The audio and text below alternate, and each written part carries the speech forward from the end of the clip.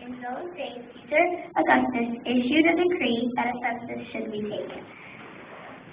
This was the first census in the entire Roman world. This was the first census that took place while Quirinius was governor of Syria, and everyone went to his own town to register.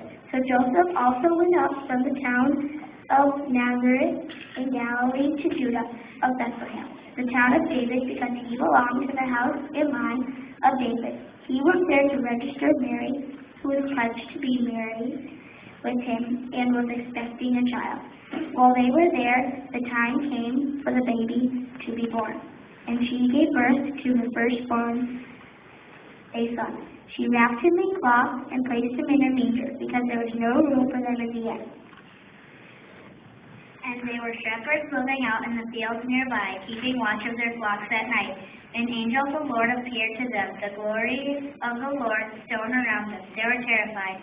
But the angel said to them, "Do not be afraid. I bring good news and great joy that will be for all the people. Today in the town of David a Savior has been born to you. He is Christ the Lord. This will be a sign to you. You will find a great baby wrapped in the cloth lying in a manger." Suddenly a great company of heavenly hosts appeared with an angel praising God and saying, "Glory to the God in highest, and the earth peace to men on whom favor rests." When the angel had left them, gone into heaven, the shepherds said to another, "Let's go to Bethlehem and see the thing that has happened, which the Lord has told us about." So they hurried off and found Mary, Joseph, and the baby who was lying in the manger. When they had seen him, they spread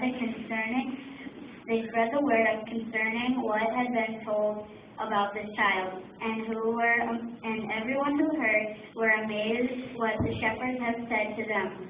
But Mary treasured these things and pondered them in her heart. The shepherds returned, glorifying and praising God for all the things heard and seen, which was just as they had been told.